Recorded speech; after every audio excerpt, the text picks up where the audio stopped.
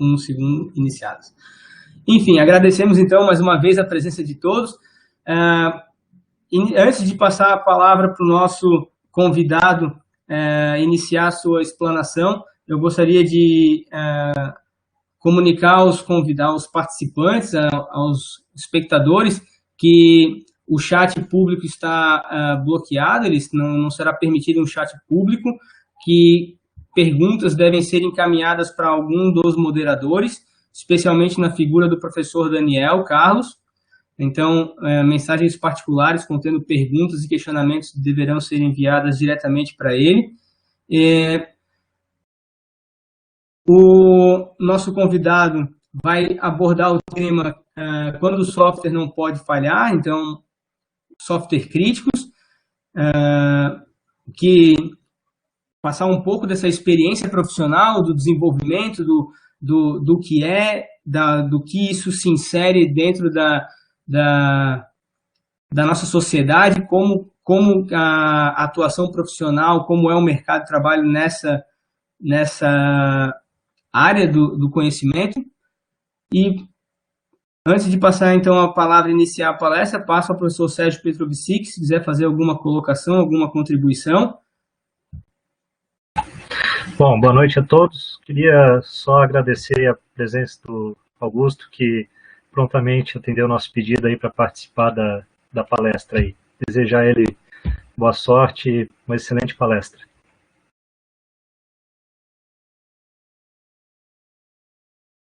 Bom, tá comigo então. Beleza. Obrigado, pessoal. Boa noite. Agradecer ao professor Tiago, Sérgio, professor Daniel aí pela oportunidade.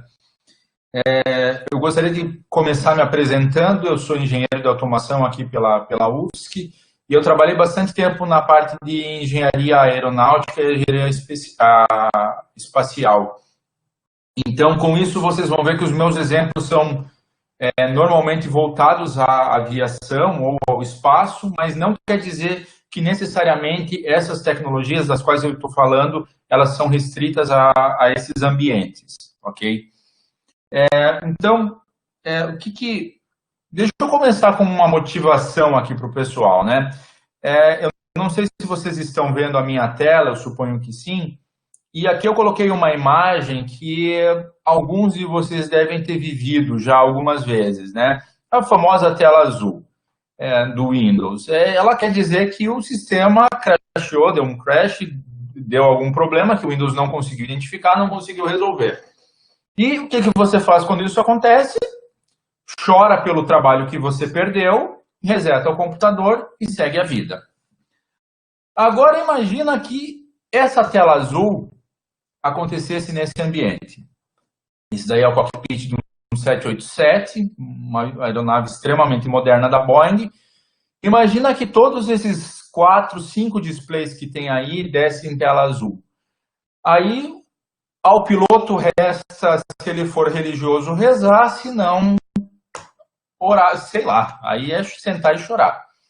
Essa é uma situação extremamente indesejada, que simplesmente é inadmissível num ambiente desses.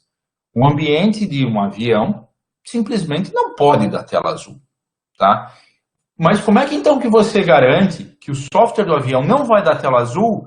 E por que no meu computador dá tela azul? Eu também quero o software do avião no meu computador, para não ter tela azul, óbvio. Bom, primeiro, o software crítico é muito caro de desenvolver. Seria inviável colocar um software de avião dentro do meu computador. Mas, e o que eu quero passar para vocês nessa conversa é isso. Como é que a gente faz um software que não pode falhar. Depois eu vou desmistificar um pouquinho também esse conceito do não pode falhar, mas essa é a ideia, tá? A princípio eu vou começar dando mais alguns casos, tá? Essa daqui é o Mars Climate Orbiter, é um conjunto de duas aeronaves, dois satélites que foram enviados para Marte em 1998, tá? E esse cara, na hora que ele estava fazendo a aproximação do planeta, a intenção dele era pousar em Marte. Esse era o propósito que ele tinha sido feito. O objetivo dele era pousar em Marte. Ele fez algumas órbitas elípticas em torno de Marte, cada vez reduzindo a velocidade para que ele pudesse fazer um pouso. Ele deveria orbitar ali em 150 quilômetros. O pessoal observou que ele estava orbitando numa órbita um pouco mais baixa. Eles observaram que as leituras de altitude, de altura, estavam estranhas. Bom, passaram algumas revisões e, de um dado minuto, o satélite parou de responder. Alguns segundos antes até do que estava previsto. Perderam o satélite. Foram investigar qual que foi a razão disso. Bom, durante essas órbitas de desaceleração, era feito um recálculo da trajetória do satélite. E nesse recálculo era feito um acionamento do sistema de propulsão, então, para ir freando o satélite. O problema, nesse caso aí, é que o software que fazia o cálculo, ele estava em sistema imperial.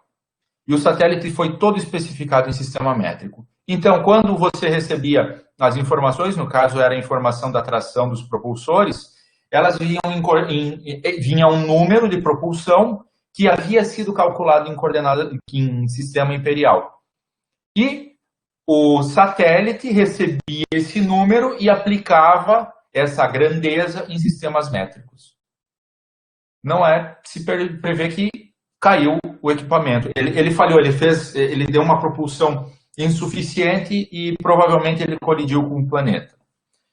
Custo desse bug de software, 327 milhões de dólares. Esse foi o custo total da missão que falhou por causa dessa falha catastrófica. Okay? Então eu gostaria de mostrar aqui, isso foi um probleminha de software. Na verdade, a gente vai ver, não é software... o software é muito amplo. Dizer que foi um problema de software é muito amplo. Existem vários níveis de desenvolvimento. Isso caiu no nível de integração de sistemas. Tá? A NASA, esse software tinha sido desenvolvido pela Lockheed Martin para a NASA. A NASA tinha um documento que era o Software Interface Specification, que era um documento que especificava como que esses dois softwares deveriam falhar. E nesse documento estava especificado que deveria ser em unidades métricas, não o foi, mas na implementação não o foi. A NASA não chegou a culpar o fabricante, a Lockheed Martin, por isso, porque ela entendeu que ela falhou na hora de testar a integração. Ela deveria ter percebido que havia esse problema na hora do teste da integração do sistema. Tá? Isso foi um caso recente, 98. Um pouquinho mais para trás, eu gostaria de mostrar esse caso aqui do Terac 25. Esse é um equipamento de radioterapia que aplica ondas de rádio. Ele foi desenvolvido ali no início da década de 80 como uma evolução do Terac 10. Tá? O seu anterior, o seu antecessor, ele tinha dispositivos de intertravamento eletromecânicos. Eles disseram, não precisa de ser eletromecânico, estamos no mundo do processador, lembrando o início da década de 80, Z80, 80, 88, por aí. Acho que e daí eles trocaram o processador por um sistema de software. Tá? Havia um bug nesse software. E o que aconteceu? O sistema de intertravamento, ele até detectou o problema, alertou o usuário e prosseguiu mesmo assim, liberando uma radiação 100 vezes maior do que era a necessária para a pessoa. O que aconteceu? 6 fatalidades. Esse é o caso que eu considero grave e é disso que eu quero conversar com vocês. Aqui nós tivemos 6 fatalidades por causa de uma falha de software, uma falha de desenvolvimento de software, e a causa raiz foi uma race condition, para quem entende de desenvolvimento de software, que é um aspecto que você tem que prestar muita atenção no seu desenvolvimento, porque é bastante difícil de testar race condition.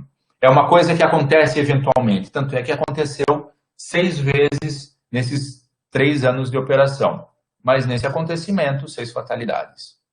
Tá? Então, como é que você faz para o seu software não ter esse tipo de problema? Tá? Bom, vamos lá. Próximo slide. A primeira coisa que eu quero desmistificar aqui, Sérgio, Thiago, por favor, fiquem à vontade para me interromper. É que software, o que é uma falha de software, tá bom? Vamos pensar o seguinte, uma lâmpada. Eu tenho uma lâmpada no meu sistema. Eu tenho o farol do meu avião. Isso é uma lâmpada e é uma lâmpada que não pode falhar. O que eu faço? Se essa lâmpada não pode falhar, eu coloco duas. Redundância. Eu coloco duas. Uma ou a outra. Obviamente eu faço testes para verificar que as duas estão em operação, bom, enfim. Mas eu tenho, no caso de uma lâmpada, um filamento de tungstênio que com o passar do tempo, esse filamento, ele queima. Tá? A mesma coisa um transistor num circuito eletrônico. Você tem um transistor que, por causa das correntes, temperatura, há uma deterioração, há uma degradação, cai a qualidade desse transistor e até o momento ele deixa de exercer a função pela qual ele foi desenvolvido. Ele queima o transistor. Isso é uma falha. Tá? Software falha? Software não falha. O software é um conceito um pouquinho diferente e há controvérsias no mundo acadêmico, mas o conceito geral da indústria é que software não falha. Não existe um bit flip, uma mudança de bit que fez com que o meu software, a partir de um dado momento que estava funcionando bem, passou a falhar. Isso não existe. Ah, mas pode ser que aconteceu um bit flip. E realmente, mas isso é um problema da memória, não é um problema do software. O software não muda. Você não pode dizer que Camões, no seu livro, escreveu com cedilha quando deveria ser com 2 S. Não, mas é que mudou com o tempo aqui no meu livro. Não, o software está errado. Esse é o conceito. Então, um software não falha, ele não se deteriora, ele não se degrada com o tempo. Ele está errado. Então, o que eu quero dizer com isso? No desenvolvimento de hardware eletrônico, quando a gente está tratando de hardware, a gente trata essas questões de falha, tolerância à falta, com redundância, segregação e dissimilaridade. Esse que é o princípio que a gente utiliza. Tá? Quando a gente está tratando de software, eu não posso fazer redundância. Quer dizer, eu posso colocar 10 vezes o mesmo software, mas é o mesmo software. Segregação é um pouco diferente, é distribuir computadores caso uma falha mecânica, se eu tenho uma explosão num computador, não aconteça em outro. Dissimilaridade, ok, às vezes a gente pode utilizar isso em software. Dissimilaridade no caso de sistemas de hardware, eu vou fazer um acionamento com um sistema hidráulico e eu vou colocar uma redundância com um sistema elétrico. Ou você utilizar tecnologias diferentes. Dissimilaridade em software significa eu vou contratar 2 equipes de desenvolvedores para desenvolver o mesmo software e eu vou colocar esses 2 softwares rodando em computadores diferentes para garantir que os 2 estão fazendo a mesma coisa, para evitar que bugs da equipe de software interfiram na outra. É um procedimento bastante caro e, na prática, eu acho que ele não é muito utilizado.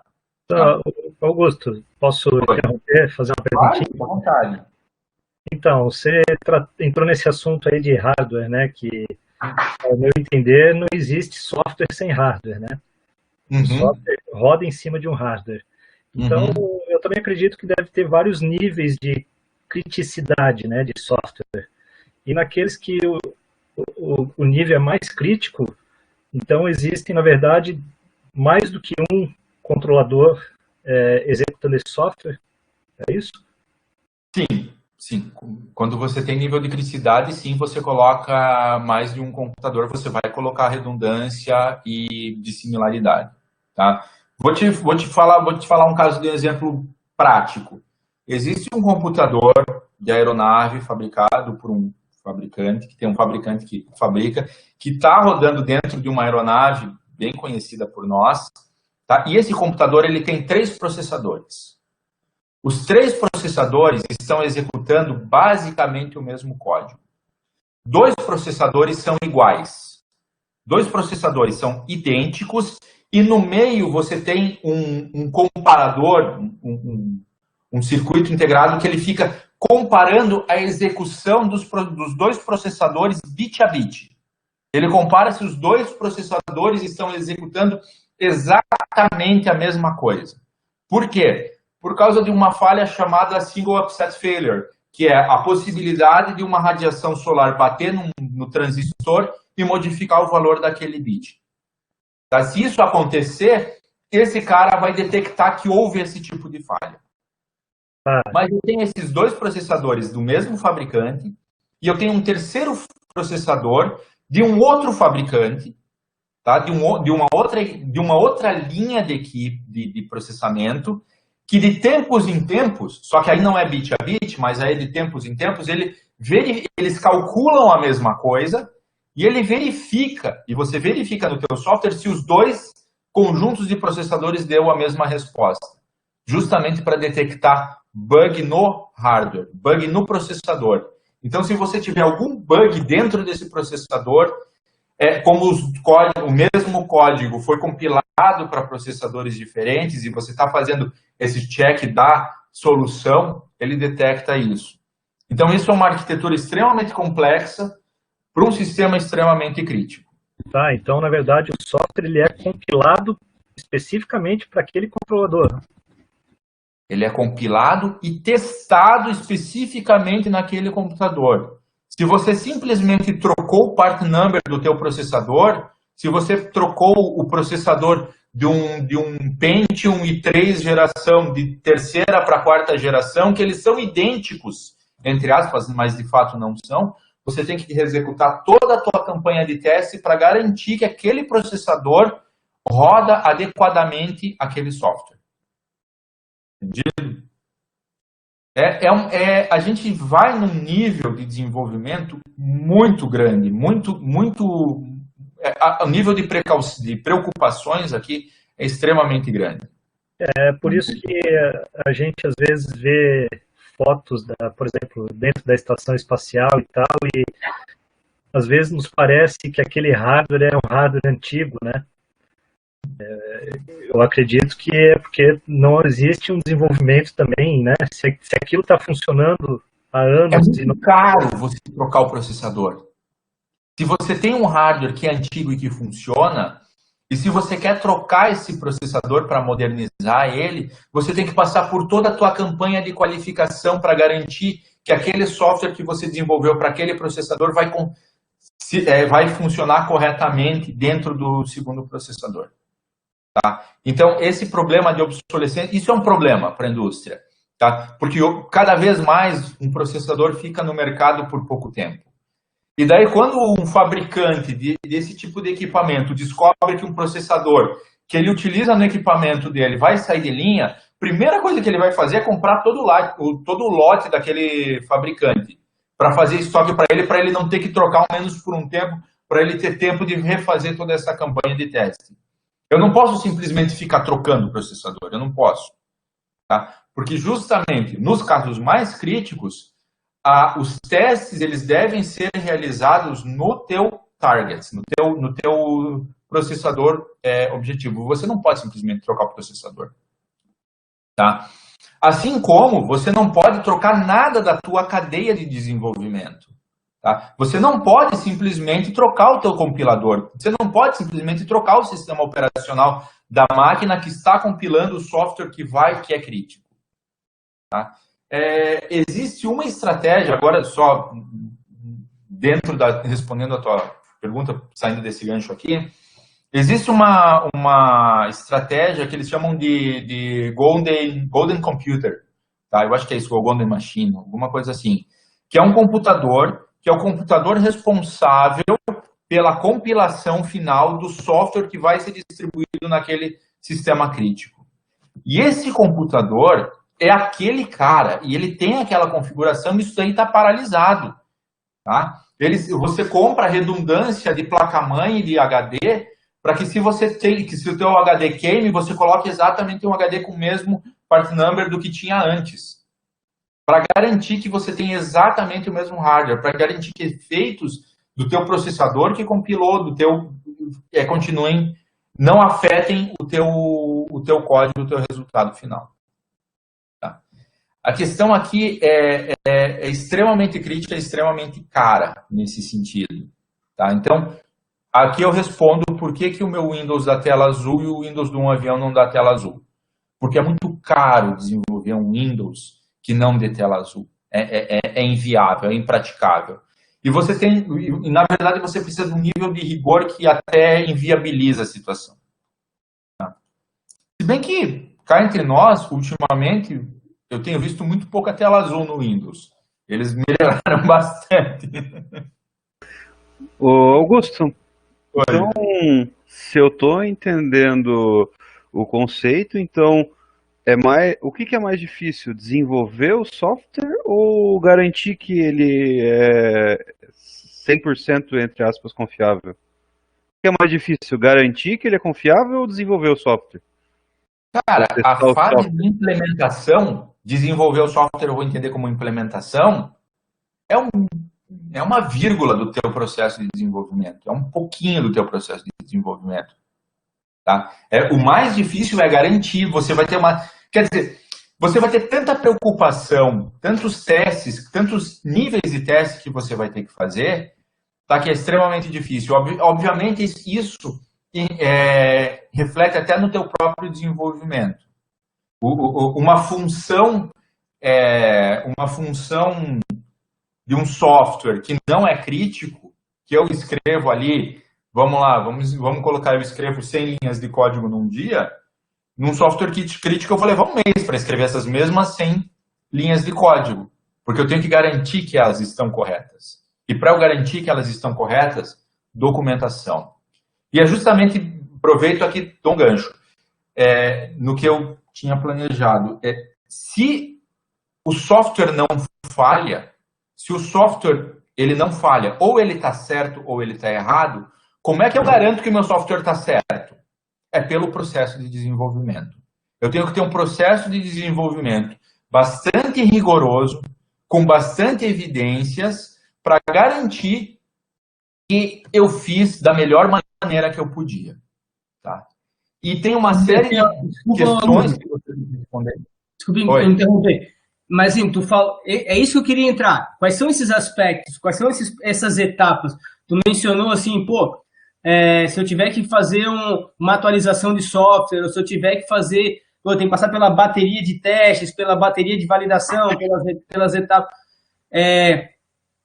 Como essas etapas são maiores ou menores, dependendo da criticidade do software, e as equipes envolvidas, quantas pessoas estão envolvidas, como é que funciona esse processo pô, beleza, qualifiquei o software, pode botar lá no ônibus espacial lá e, sei lá, SpaceX lá, pode botar lá no foguete. Tá. Primeira coisa aqui, então, você tem níveis de criticidade de um software, tá? Que é isso daqui, o Design Assurance Level. Então, de acordo com o impacto de uma falha do componente no qual o software está inserido, da função, que você não diz que o software falha, então você diz que a perda daquela função, daquele sistema, de acordo com o impacto disso, você tem uma criticidade maior.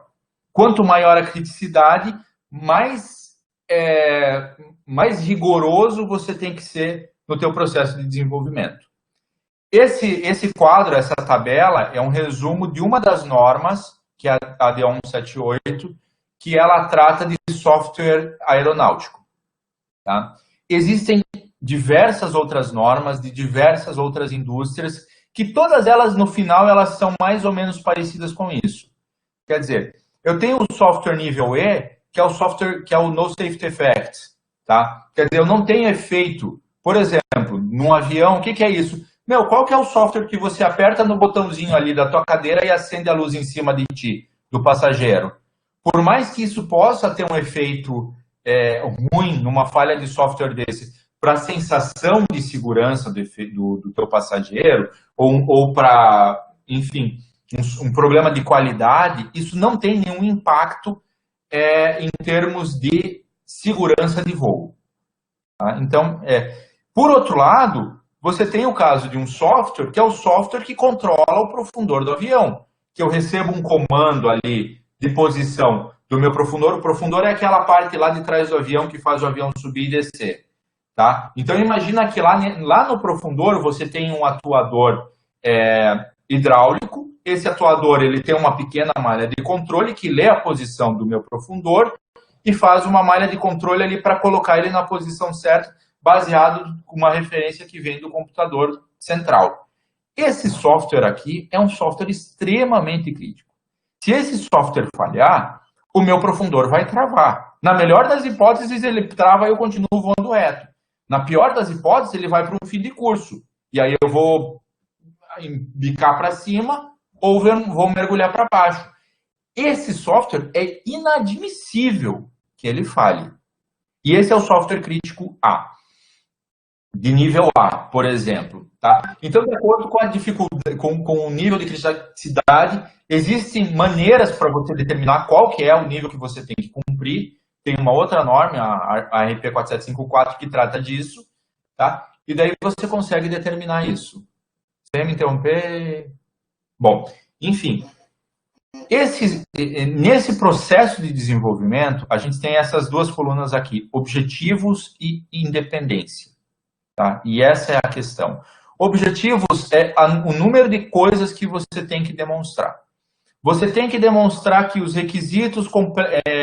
você tem que demonstrar que a especificação do software é atendida para os requisitos de alto nível. Você tem que demonstrar que os requisitos de alto nível estão corretamente representados nos requisitos de baixo nível. Você tem que demonstrar que os requisitos de baixo nível estão corretamente implementados pelo processador, pelo compilador. Você tem que demonstrar que isso está corretamente executando dentro do processador. Então, existem vários níveis, vários objetivos. Tá? E aqui é uma questão de tamanho de equipe, com independência. Quer dizer, dentre os processos, a pessoa que especifica o software não pode ser a mesma pessoa que implementa, que não pode ser a mesma pessoa que testa. Tá? Porque esses processos, eles estão todos baseados em documento. Se eu especifiquei, eu tive que especificar certo. Se a pessoa implementou errado o que eu especifiquei, não quer dizer que a pessoa é burra ou que eu sou burro no especificar. Não, quer dizer que a especificação está correta e eu preciso revisar essa especificação para esclarecer ela, para deixar ela mais clara. Tá? E da mesma maneira, se a fase de testes, né, desenvolvimento para testes, as pessoas que desenvolvem não podem ser as mesmas que testam.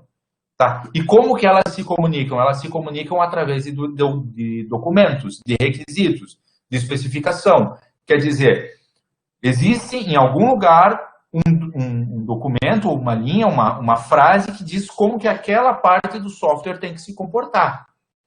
E a pessoa que testa tem que ler a mesma especificação e gerar um teste para garantir que aquilo se comporta de acordo com a interpretação dela daquele requisito. Se divergiu, pode ser que eu implementei errado, pode ser que o meu teste está errado, ou pode ser que a minha especificação não esteja clara o suficiente. Tá? Então, é mais ou menos essa a ideia. Em termos de processo de desenvolvimento, tá? Essa daqui é a... Vocês estão conseguindo ver toda a tela, todos os quadros? Bom, o processo de desenvolvimento de software, de acordo com essa norma, ele começa nos requisitos de sistema alocados para software. Quer dizer, então você tem que especificar o que o software tem que fazer. Você primeiro especifica o que o teu sistema tem que fazer e como que você especifica? Através de requisitos. Tá? Você tem que descrever exatamente como que ele tem que se comportar através de requisitos. Existem outras maneiras na indústria de você fazer especificações, por exemplo, use cases. Essa é uma outra maneira que a indústria de software utiliza, mas que não é uma boa para a indústria de software crítico. Porque os use cases, às vezes, eles são mais rápidos, mais fáceis, mas às vezes eles permitem um pouco de ambiguidade. Tá? Eles são mais fluidos. Os requisitos, eles são bem formais, eles são bem estritos. Como que eu escrevo um requisito? Tá? Então, dos requisitos de sistema, eu determino quais são os que estão alocados para o software, e a partir daqui, eu tenho todo um processo de garantir com que o meu software e é isso que a norma faz, ela não garante que o software está correto. Ela garante que o software atende os requisitos. Ela não garante que tem bug. Ela garante, aliás, ela não garante que tem bug. Ela garante que o desenvolvedor de software não inseriu nenhum bug a mais além dos especificados no requisito. Tá? E daí existem dentro da engenharia de sistemas outros níveis para garantir que esses requisitos chegaram certos para você. Tá? Feito isso, você pega esses requisitos, transforma eles em requisitos de alto nível. Esses requisitos de alto nível, observa o seguinte, olha, que a flechinha verde aqui é para nosso software nível A, B, C e D. Então, no software de menor criticidade, você tem que percorrer o caminho verde aqui. Então, você tem que ter requisitos de alto nível e você tem que ter test cases. Você tem que ter os casos de teste. Tá? Tudo isso tem um rigor enorme nesse desenvolvimento. Observa que ainda eu não escrevi nenhuma linha de código aqui. Aí, dos requisitos de alto nível, eu passo para o meu design, para a minha arquitetura e para os meus requisitos de baixo nível. Eu começo a detalhar como que o meu software tem que funcionar. Não escrevi nenhuma linha de código aqui ainda. E eu começo a escrever como é que são os meus testes, os meus casos de teste, os meus procedimentos de teste. E aí eu detalho os meus procedimentos de teste. Tá? Os test cases também eles interagem com os requisitos de baixo nível. Aqui eu já estou no nível C. Tá? Que nível C é a maioria do software do avião. Até acho um pouco incomum ver nível D. Tem, mas a maioria nível C. E nível C e B. E lá embaixo, que não dá para ver aqui, eu não sei se vocês estão vendo, tem esse último quadro. Eu consigo subir? Será? Não, aqui eu anotei aqui uma seta. Deixa eu ver se tem a mãozinha aqui. Isso, tá?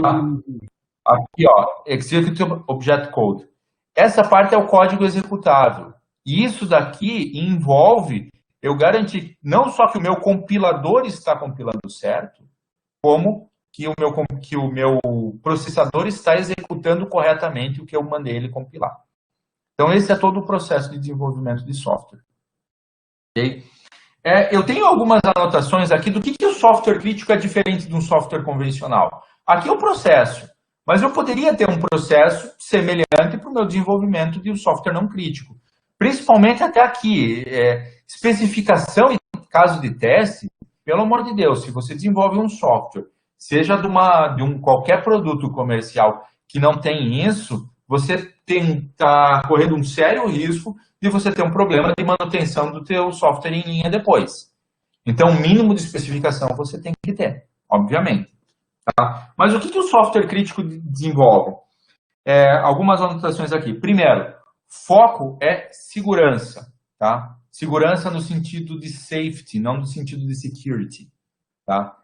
Que essas duas palavras no português são segurança, mas em inglês elas são palavras com um significado diferente. Né? Safety é seguro no sentido de que, como que eu vou dizer? Que ele foi desenvolvido de uma maneira segura.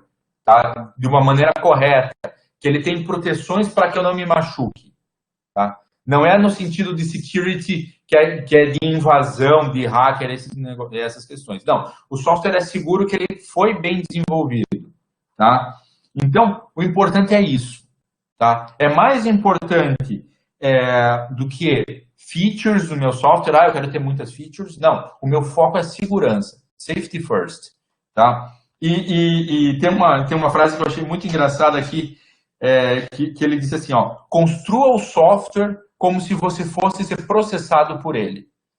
Pense sempre que você vai ser processado.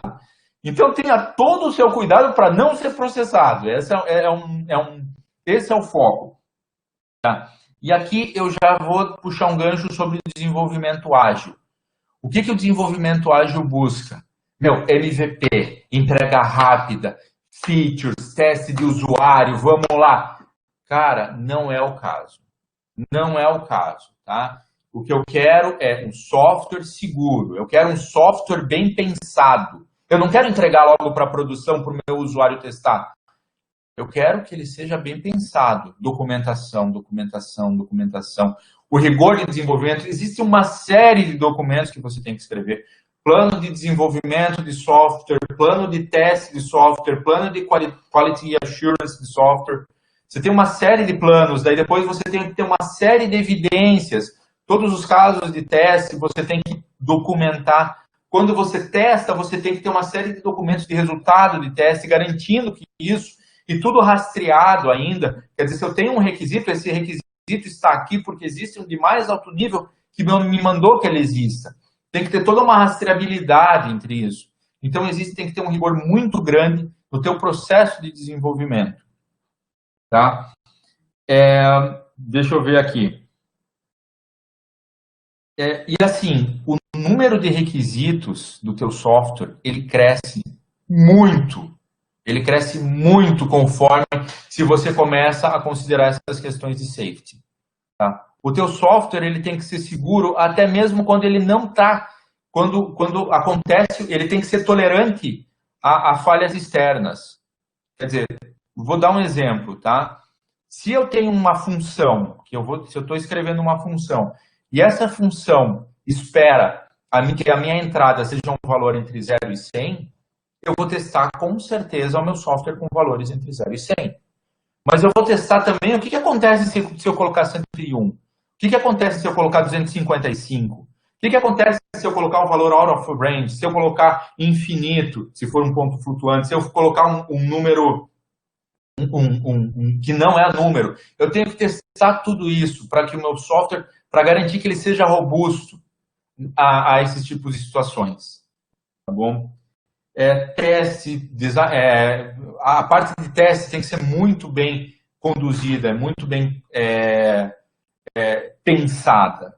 Nesses tá testes, se tem como simular falhas de hardware, ou se pensar em potenciais falhas de hardware, assim, eu fiquei pensando naquele esquema do fóton, que altera uma propriedade dentro de um capacitor, porque, Isso. cara, eu não imaginava esse tipo de interação eletromagnética, por exemplo, sabe? Então... Esse caso específico você comprova por design, tá? Você não vai chegar a testar isso, fazer um bombardeamento de radiação, mas você testa isso por design. Mas assim, você começa com os testes unitários, tá? Garantindo que as funções, os seus métodos estejam corretos. Aí depois você vai para os testes de integração, quer dizer, se o teu componente está funcionando corretamente. Depois, simulação. Hardware in the loop. Aí você começa a fazer o teu teste, hardware in the loop. Tá? Você coloca a tua caixinha dentro do teu software com o hardware específico, e aí você começa a alimentar o teu hardware. Tá? E por último, que às vezes não dá para fazer, mas é o caso de voo. Essa é a sequência de desenvolvimento de software. Mas você vai testando desde o micro, conforme você vai subindo as tuas camadas, você vai ter que testar a unidade, a integração, como é que as coisas se comunicam. No caso, por exemplo, eu coloquei ali do orbitador de Marte, tá? Foi um problema de comunicação entre um software desenvolvido em solo e um software que estava rodando no satélite. Então, isso é um teste que você vai realizar lá no altíssimo nível, tá? Que havia uma especificação, mas que não foi propriamente testado. Mas nível a nível você tem que fazer os testes. Certo? Assim, uma coisa muito importante que você tem que tomar cuidado. Agora vamos lá, vamos para ver o que esse software é diferente. Tá? Timing, tempo. Tempo é uma questão muito crítica. Você tem que ter total e perfeita consciência de como que o tempo está influenciando no teu código, a execução. Então, diagramas de sequência é uma coisa que você tem que comer como se fosse feijão com arroz. Justamente para você evitar questões de race conditions, que são extremamente difíceis de testar. Como é que você provoca isso? Às vezes você roda milhares de horas do teu teste e não consegue justamente estimular aquela condição. Então, isso você tem que resolver por análise. Tá? Você tem que garantir por análise que o teu software não vai ter race condition. Outra coisa, você tem que ter um determinismo muito bom. Por exemplo, alocação dinâmica de memória. Cara, a alocação dinâmica de memória mata o teu determinismo. Então, por incrível que pareça, a alocação dinâmica de memória é uma coisa muito pouco utilizada nesse tipo de software. Garbage Collector, então, eu não consigo nem imaginar. Tá? Eu tinha conversado um pouco com o Sérgio a respeito de linguagens, né? Java. Java não é uma linguagem para software crítico, porque você não sabe como que a máquina virtual do Java foi desenvolvida. A não ser que você abra a máquina virtual e utilize o mesmo rigor de desenvolvimento que eu estou falando até agora, para garantir que a máquina virtual funciona, você não vai usar Java. Tá? Da mesma maneira, a Python e até o C++ nas últimas, eu acho que desde 2003 também tem Garbage Collector. Tá? Então isso não, fora de questão. Você faz toda a tua memória pré-alocada. Um outro caso interessante, multicore. Multicore é uma coisa que a indústria agora que está começando a usar. E há quanto tempo que existe multicore? Agora que o pessoal está começando a usar. Por quê? Porque você não tem um total conhecimento de como funcionam as memórias cache. Tá? Você teria que alocar a memória cache para cada parte do teu código, pré-alocar. Tá? Só que os fabricantes de processador, eles não têm interesse em abrir como é que funciona exatamente o processador, porque essa indústria é uma indústria muito pequena em termos de volume. Então, lucrativo, eles não têm interesse em abrir a propriedade intelectual deles para justificar isso. Então, meu amigo, é single core. Tá? Single core, ou então, bom, mas não existe processador single core mais hoje. Beleza, então você coloca um dual, um quad core e desabilita os outros 3 para continuar rodando em single core. Tá? Então, existem preocupações que são muito, muito, muito específicas desse tipo de indústria. Tá? Porque, de novo, você tem que garantir que toda a tua cadeia está correta. Tá? Você tem que garantir que o teu requisito foi corretamente implementado, foi corretamente codificado. Mas não termina aí. Você tem que garantir que o teu compilador está certo. Você tem que garantir que o teu processador está executando corretamente aquilo que você compilou, que você especificou. E isso é um trabalho enorme. Obviamente, para a indústria normal, funciona. Você tem uma herança. O GCC está aí, funciona. Tem bug no GCC, provavelmente já corrigiram todos os bugs. Ele já está rodando há quanto tempo o GCC? Mas quando você pega isso, traz para um processador novo, para uma arquitetura nova, pode ter problema. Tá? E você tem que se preocupar com tudo isso. Tem uma série de preocupações que você pode ter. Mas, assim, eu acho que eu estou me alongando demais aqui. Eu já estou há 45 minutos falando, eu acho que a gente poderia, enfim, ver o que o pessoal tem a falar aí. Eu estou dando uma visão geral aqui do tamanho da encrenca. Legal, Augusto. Deixa eu fazer uma pergunta. Por exemplo, fez alguma ideia de aplicação de software crítico, de repente, aí na área elétrica? Por exemplo, eu imagino que, sei lá, a Itaipu, uma usina assim de grande porte, deva fazer uso, de repente, de alguma coisa nesse sentido ou não? Sabe dizer? Eu não sei, mas eu imagino que há situações que você tem que sim ter preocupações. Tá? Situações de intertravamento, situações de segurança. Quer dizer, o software que lê a velocidade da máquina e projeta na tela, tanto faz. Se tiver um bug, ninguém vai morrer. Mas imagina o software de intertravamento da subestação interna de Itaipu. Tá? Esse software, se ele falhar, ele vai causar um curto, vai colocar uma máquina em curto lá. Isso é extremamente grave. Não é tão grave quanto uma fatalidade. E por isso, talvez, o rigor não seja tão alto. Mas ainda assim, se fosse o responsável por esse desenvolvimento, eu ia garantir um nível mínimo de qualidade para tudo isso. Tá? Principalmente na parte de segurança. Tá? Eu deixaria... Imagina a seguinte situação. Um controlador semafórico. Tá? Ele pode ser todo desenvolvido com ele pode ser todo desenvolvido com um rigor baixo. Só que ele tem que ter uma partezinha do software que me garante que eu não vou deixar duas partes do sinal dar verde ao mesmo tempo. Eu não posso dizer verde conflitante. Então, o software, dentro do mesmo software, isso é muito utilizado, o que você quer? Você quer desenvolver com o menor rigor possível por causa do teu custo. Tá? E isso, sejamos também, a gente está num mundo capitalista, né? O mundo não é feito de coelhinhos, como dizia um colega meu. Então você quer desenvolver um pouco tirar um pouco do teu rigor para diminuir o teu custo. Mas se eu fosse fazer o software de um controlador semafórico, eu diria o seguinte, beleza, mas a parte que me garante que não vai ter verde conflitante, essa eu vou ter que olhar com uma lupa bem grande. Essa vai ter que estar bem feita. Entendeu? Então, nesse sentido, sim.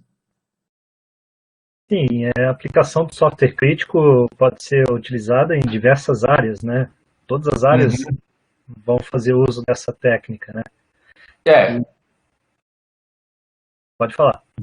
Vamos lá. As indústrias, aeronáutica, sem dúvida. Tá? Indústria nuclear, sem dúvida. Tá? Indústria médica, sem dúvida. Indústria automobilística, também. Tá? Então, existem algumas... O software crítico, obviamente, são normas diferentes. Tá? A DO 178, que é essa daqui, é uma norma espacial, mas existem IEC para... Existem outras normas, cada indústria tem a sua norma, e se você for pegar e olhar bem com cuidado, todas elas mais ou menos falam a mesma coisa. Tá? De alguma maneira diferente, uma tem uma preocupação maior com um aspecto, mas todas elas tratam da mesma coisa. Mas existe uma diversidade muito grande de indústrias. Indústria de transporte, eu falei da automobilística, mas falando a parte de locomotivas também, tem normas específicas para tratamento de locomotivas elétricas. E assim vai. Se parar para pensar, que a gente passa o dia inteiro falando. Tá, e o que a gente tem em termos de linguagem de programação para software crítico? Eu vou te falar assim, duas linguagens de programação que são as basicamente utilizadas, tá? O C /C++, tá? Eu acho que essa talvez seja a linguagem mais largamente utilizada em software crítico. O C++ com restrições. Existem casos do C++ que o C++ não pode ser livremente utilizado em software crítico. Tá? Por exemplo, Garbage Collector, se você quiser utilizar, você até pode, mas você vai ter um belo trabalho para garantir que ele está certo. Eu não iria por esse caminho. Tá? Existem situações especiais, por exemplo, o software, ele não pode ter, existem requisitos que dizem que o software não pode ter dead codes. Dead codes são partes de software que estão no teu binário, compiladas, mas que elas não são acessadas, que elas não são testadas e você não consegue, de maneira alguma, executar aquele código. Tá? O dead code ele é proibido porque o teu código vai deixar de ser robusto. Se você não consegue testar essa parte do teu código, e por alguma fatalidade, seja lá qual, o teu program counter, o teu registrador de contagem de programa pula para lá e você passa a executar aquilo lá, sei lá por que razão, você está executando um código não testado. E no caso do C++, existem situações como, por exemplo, herança múltipla, polimorfismo com herança múltipla, com duas classes pai, isso pode gerar dead code. Então, quando você for fazer o teu código em C, o teu software standard, o teu plano de desenvolvimento de software, você tem que dizer, eu não vou utilizar no meu código herança múltipla com mais de um pai, biriri, bororó. Então, tem restrições. Existe uma outra linguagem que é uma linguagem que começou a desenvolver na década de 70, que se chama ADA. Tá? Essa é uma linguagem que ela foi, e pelo que eu estava vendo, as últimas versões, ela ainda está tendo release, ainda tem compilador e tal. Essa linguagem ela foi desenvolvida pelo Departamento de Defesa dos Estados Unidos, ela começou a desenvolver lá, justamente por ser uma linguagem, na época tinha muita linguagem, eles queriam padronizar, queriam uma linguagem elegante, fizeram, ela é meio baseada em Pascal, é uma linguagem fortemente tipada, assim como é o C, tá? Mas eu confesso que eu já li muita coisa sobre ela, mas nunca vi uma linha de código de ADA. Aliás, fora de exemplos, obviamente. Tá? Mas porque eu acho que quem utiliza mais é o Departamento de Defesa dos Estados Unidos. Então, lá para cima, para a turma do Norte, essa linguagem é utilizada. Mas, de um modo geral, C, C++, sem dúvida nenhuma. Java, já falei que não. Python, por razões semelhantes. O que mais que você quer? Quais são as outras que me vêm? É isso. Tá? E as outras linguagens de mais alto nível também pelas mesmas razões. Tá? O C te dá uma garantia maior, um contato maior com o hardware. E, Augusto,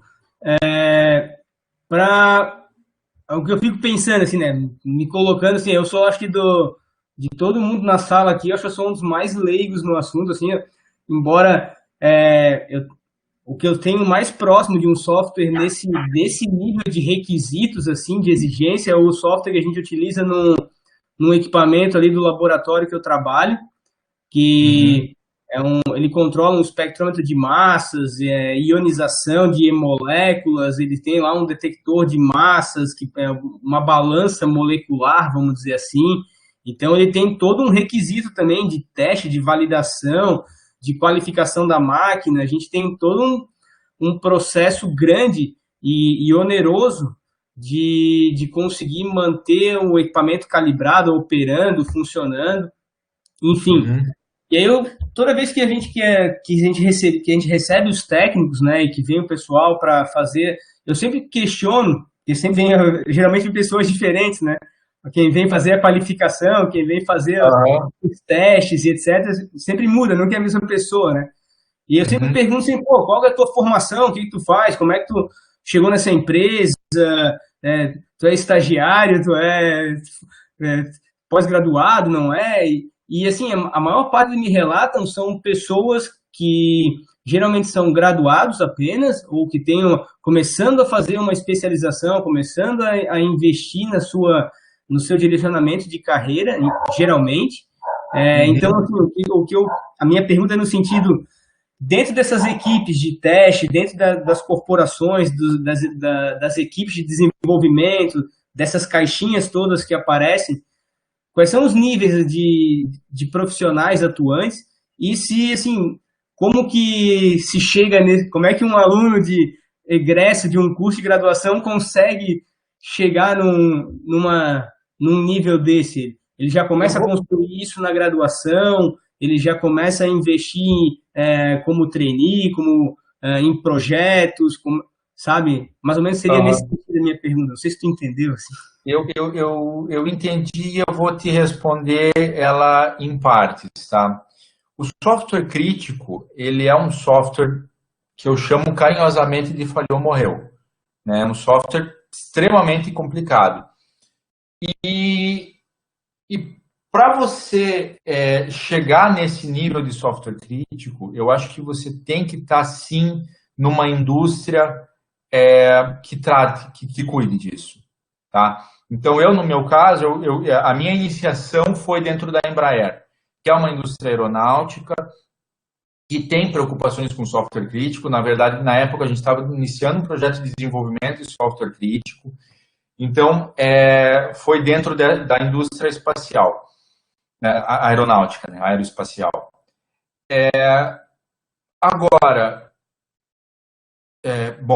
Agora, isso que eu estou falando para vocês, de um nível mais baixo, de um nível mais de preocupação, realmente é um exagero para um mercado em geral. Mas eu acho que todo estudante que deseja seguir uma linha de software embarcado, tá? Porque também tem a outra linha, tem a linha do software aplicativo, do Candy Crush ali, tá? Que tem todo o seu mérito, tem todas as suas complexidades, mas é outra história, tá? Se você quer desenvolver um software que vai fazer o controle de uma subestação, que vai fazer que vai rodar dentro de um equipamento, você tem que se preocupar sim com o processo de desenvolvimento. Você tem que ter essa visão, entender que você tem que especificar, que você só implementa o que você especifica. Essa história que a gente tem, eu sou engenheiro de escovador de bit, e o que eu mais gosto é quando eu ouço metade da especificação e já estou codificando. A gente tem esse ímpeto. E esse ímpeto a gente tem que segurar um pouco, porque justamente é entender os processos de desenvolvimento de software, entender que você tem que especificar, que você tem que testar, tá? Você tem que conhecer as tecnologias relacionadas a isso. Eu não falei aqui, mas você tem que saber o que é um TDD, um Test Driven Development. Você tem que saber como que você faz um teste para ser bem testado, facilmente testado, como é que é um software bem arquitetado. Isso você tem que conhecer. E isso você já pode começar dentro da academia da graduação. Obviamente, se você for bom nisso, se você tiver esse conhecimento, fica muito mais fácil para abrir uma porta para você numa indústria dessas de grande porte, e daí sim você consegue, aí você consegue talvez entrar nesses níveis mais profundos aí de criticidade de software. Tá? As equipes de desenvolvimento de software, que eu vejo nesse sentido, eles têm gente de computação, gente de engenharia da computação, principalmente fora do Brasil. No Brasil, a gente tem a turma que eles têm umas outras... eu acho que alguns cursos de engenharia de computação ou de ciências da computação, eles são muito voltados para essa questão mais aplicativo, vamos falar assim. Que, novamente, com todo respeito, cara, construir um banco de dados é uma coisa extremamente complexa. Existem suas complexidades, por exemplo, nessas outras tecnologias. Mas o pessoal tende a desdenhar um pouco esse nível de software. Então, turma da engenharia elétrica é quem normalmente são os escovadores de bits e que entram mais nesse nível. Não que não tenha gente da computação, mas isso é o que eu percebo no cenário brasileiro. Cenário fora do Brasil, aí sim você tem uma variedade maior. Eu já trabalhei com matemático, tinha cara que era formado em matemática que estava lá com a gente desenvolvendo software crítico. Tá? Mas essa é a visão em termos de carreira. Mais ou menos. Certo?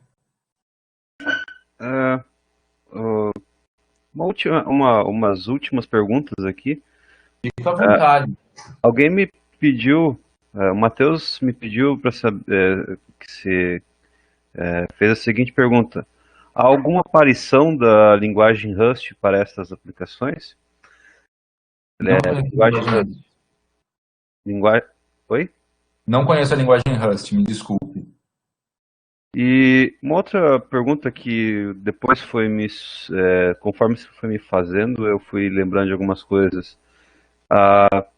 Até onde eu conheço, a Embraer, ela faz, seria equivalente como se fosse uma montadora de carros, até onde eu entendo, né? Então, algumas coisas ela desenvolve, outras coisas ela pega, especifica para outros lugares e pega pronta. Então, o que especificamente a Embraer especifica nesse caso de software crítico? E uma outra pergunta, já que agora que eu consegui falar, posso fazer. Tu foi comentando antes e eu comecei a ficar preocupado, porque, bem, se até onde eu entendi, os processadores utilizados nos aviões, eles não vão evoluindo conforme existem as demandas do mercado, né? Isso significa dizer que os processadores que a gente tem, eles são antigos, eles não mudam? Como é que isso vai se comportando conforme vai tendo novas tecnologias no mercado, aumentos de demanda de processamento? Como é que vai se dando essa dinâmica? Tá, vamos lá. Primeiro, respondendo a primeira pergunta, a Embraer, o que ela faz? Realmente, a Embraer, ela, de um modo geral, ela eu estou pensando aqui que eu tenho que responder com cuidado para não ferir nenhuma propriedade intelectual da empresa, tá? Mas, sim, de um modo geral, ela é uma integradora, né? Então, ela especifica e pede para os fornecedores dela executar. Só que, dentro do processo de certificação, mediante a autoridade, mediante a ANAC, mediante a UFAA, ela é a responsável. Tá? É a Embraer que é responsável por toda a cadeia. Quem apresenta o pedido mediante a ANAC é a Embraer. Quem entra com o pedido não são todos os fabricantes, e se der um bug no software, é culpa do cara. Mais ou menos, mas a Embraer é o primeiro responsável. Então, ela tem que sim ter um grande conhecimento nisso para que ela possa cobrar dos fornecedores que eles executem corretamente. Ah, você fez? Fiz. Não, mas qual que é a garantia? Não, eu fiz, eu sou bom.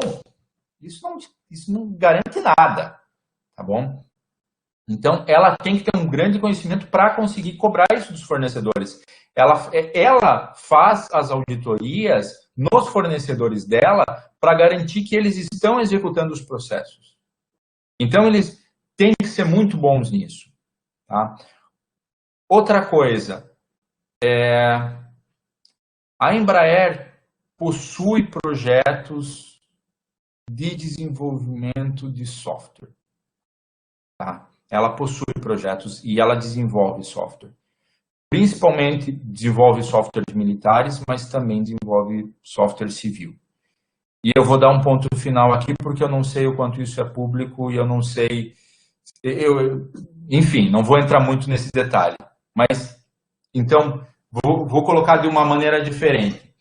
Se você quer codificar software crítico, há posições no mercado brasileiro para isso. Vamos falar assim um pouco mais genericamente, tá?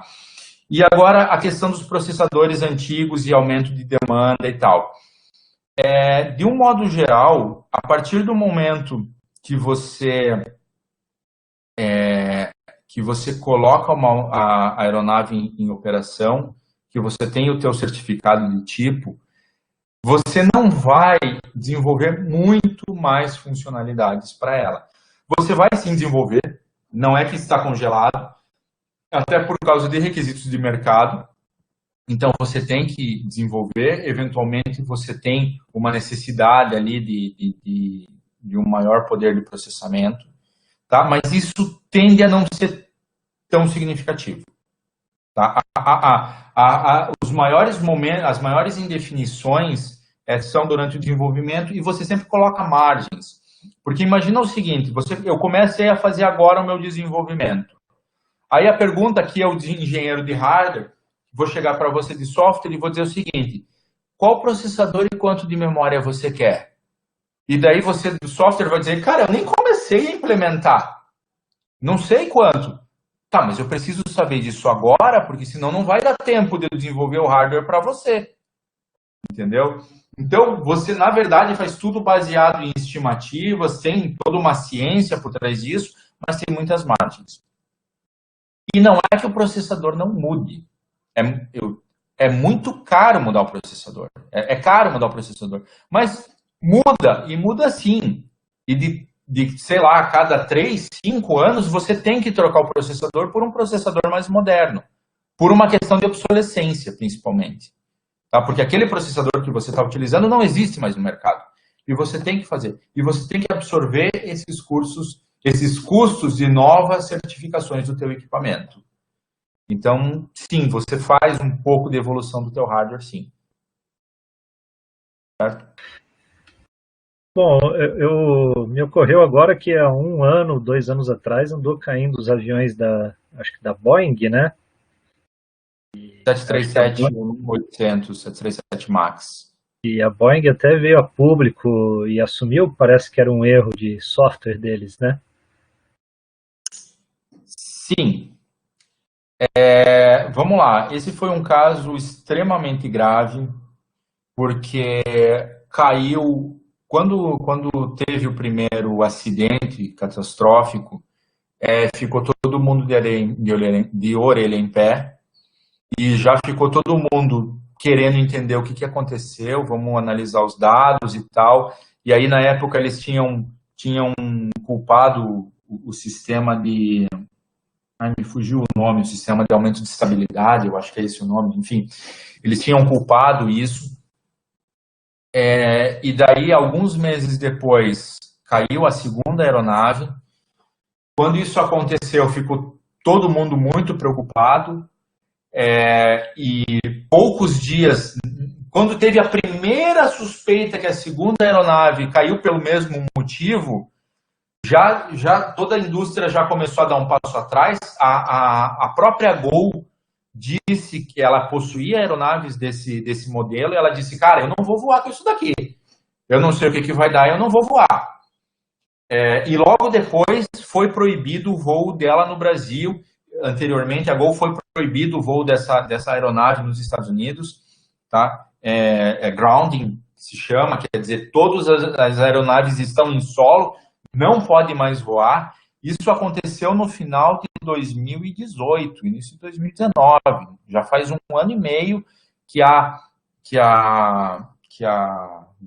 Boeing está tendo prejuízo e multas e lucro cessante. Tem uma série de coisas que a Boeing está tomando na cabeça por causa disso, porque ela vendeu aeronaves que não estão proibidas, que não estão permitidas de voar.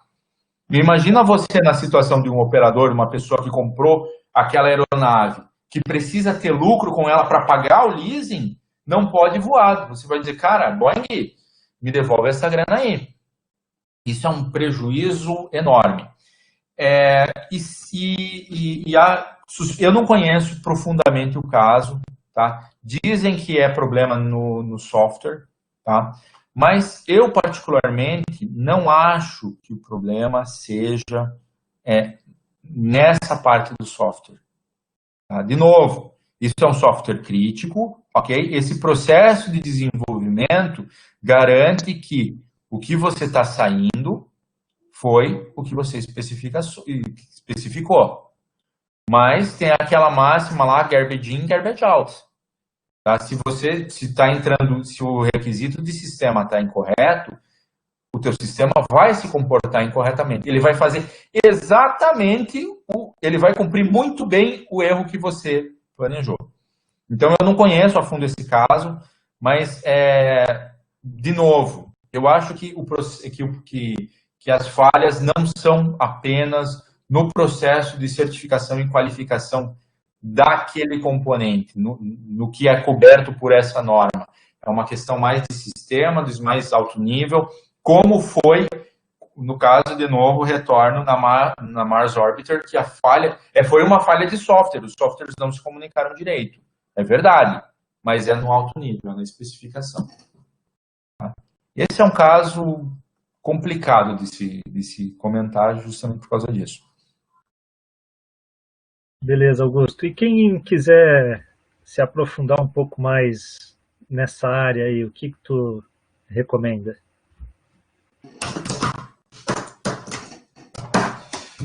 Bom, vamos lá.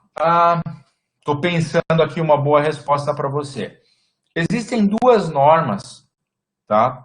Que a RP 4754 e a DO 178C, já está na revisão C. A DO 178C é a que trata dessa parte aqui, e a 4754 é a parte de engenharia de sistemas, que é a que trata para cima. Essas são normas aeronáuticas, tá? Ler essas normas é uma coisa extremamente chata. Eu, quando tenho que encarar elas, meu Deus do céu, porque elas são difíceis de digerir, tá? Para ser bem sincero. Então, apesar de eu dizer para vocês que existem essas normas, eu não recomendo que vocês leiam elas, tá? Se vocês querem se aprofundar, busquem tutoriais relacionados a isso, relacionados às normas, que explicam essas normas, que mastigam essas normas. Não encarem elas, elas são difíceis de digerir mesmo, tá? Mas vocês podem começar com o termo Safety Critical Systems, Safety Critical Software, tá? Que são software crítico de segurança e sistemas críticos de segurança, tá? Eu acho que ali um bom tutorial, uma boa documentação, um bom vídeo introdutório, e aí você vai conhecendo um pouco.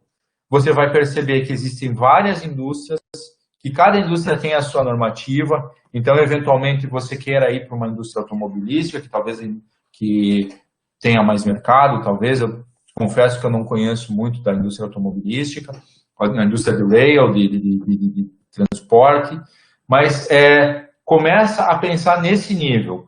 A indústria médica, software para a parte de healthcare é muito, muito importante.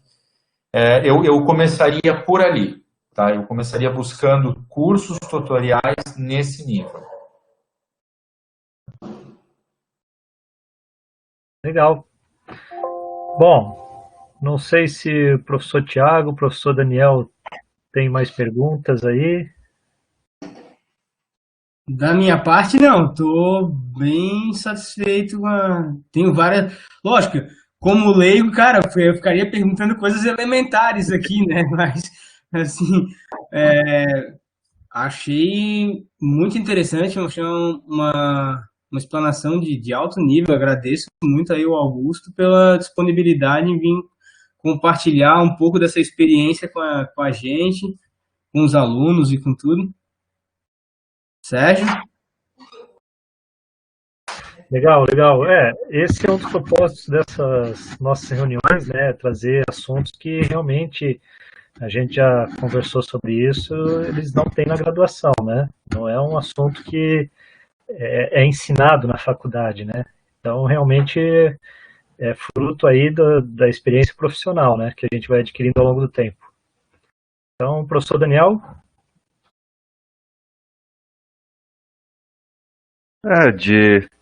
Acho que eu concordo com o que o pessoal estava comentando. Acho que só gostaria de acrescentar também que bem, o Augusto provavelmente vai falar com mais propriedade, mas para chegar nesse ponto de desenvolvedor de software vai depender muito, muito de trabalho árduo, de tentativas, de erros, de estudos. E o pessoal, quando eu estudava, o pessoal chamava de hora bunda. Quantidade de hora bunda na cadeira sentada, se dedicando a fazer aquilo ali, testar, acertar, coisas que não são dadas nem bem, coisas que você vai se dedicar na busca, que ninguém diz para você fazer, mas que você se interessa nisso, né? Acredito que o Augusto deva ter muita hora bunda dedicada nisso aí, porque deve ser um tema de extrema complexidade e de extrema responsabilidade, né? Então, fico agradecido pela participação dele. Se quiser fazer algum comentário? Sim, realmente o meu propósito aqui nessa conversa era dar uma visão que existe essa indústria, que existe esse tipo de preocupação e talvez interessar alguém nesse assunto, mostrar que existem linhas da engenharia, do software, que se preocupam muito com isso, tá? E talvez instigar a curiosidade de alguém mais nesse assunto. Eu gostaria muito de agradecer a oportunidade que vocês me deram, professor Daniel, professor Sérgio, professor Tiago. de explanar sobre esse assunto para vocês. Me coloco totalmente à disposição, tá? Caso queiram ter novas conversas, caso qualquer um desses que esteja nos assistindo agora ou gravado queira, pode, por favor, entrar em contato com os professores e por isso, e através deles, me contatar, que será um grande prazer aí responder qualquer outra pergunta que surja no futuro. Muito obrigado, pessoal. Legal. O professor Guilherme chegou agora no finalzinho, tinha os seus compromissos. Quer fazer algum comentário, professor? Poxa, ele nem habilitou o microfone dele, eu acho. Mas, enfim, tá tentando agora. Vamos ver. Enquanto o Guilherme vai habilitando o microfone, pô, Augusto, a gente que agradece pela disponibilidade e pelo acesso. Certamente foi uma conversa muito, como eu falo, proveitosa, de alto nível. Não é uma coisa trivial, que não é aquela coisa básica, elementar, que de uma formação de graduação, acreditamos. A gente tem um nível de programação, tem todo desenvolvimento de software, mas chegar num nível de software crítico, acredito que é a ponta, né, os níveis dentro de uma carreira de desenvolvimento.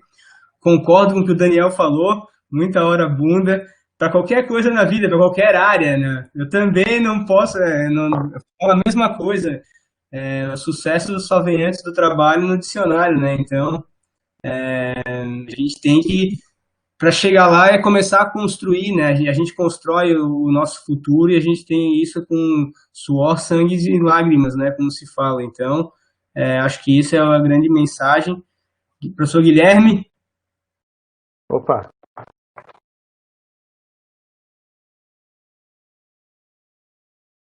Consegue me ouvir? Sim. Não, então, só não queria interromper aí, professor Thiago. Mas eu consegui, né, pegar o finalzinho aí, Augusto, da tua palestra, da resposta das perguntas. Felizmente eu tive um compromisso que eu não estava aqui em casa, então vim de viagem hoje, acabei chegando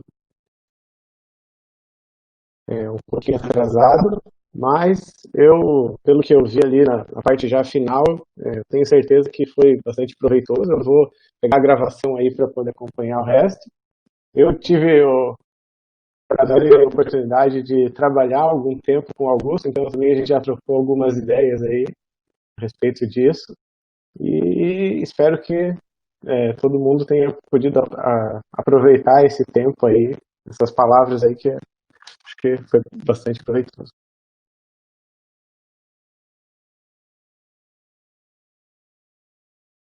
Obrigado, Guilherme. Grande prazer em vê-lo aqui também. Prazer é nosso.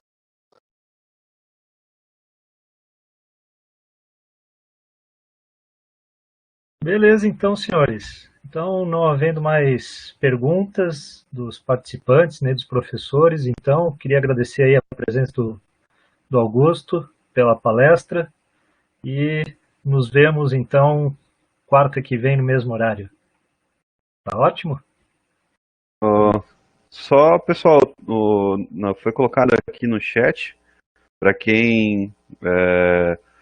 uma pesquisa para saber a opinião de vocês, e a partir da preenchimento dessa pesquisa nós vamos fazer o encaminhamento dos certificados. Então preencham, e com a opinião de vocês, que isso vai ser bastante, nós vamos utilizar ele para tentar melhorar e ouvir a opinião de vocês, melhorar a apresentação, ouvir a opinião de vocês sobre nossas apresentações e tentar fazer ela da melhor maneira possível.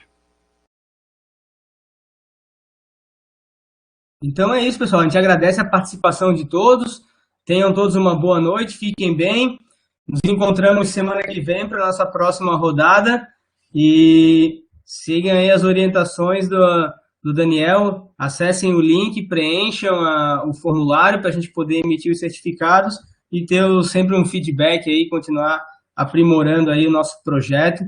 E, novamente, agradecemos ao Augusto e tenha certeza que quando passar aí esse período de pandemia, o senhor já está convidado a conhecer o campus Itajaí, com depois uma rodada aí de cerveja paga pelo Sérgio Augusto, que está devendo para todo mundo.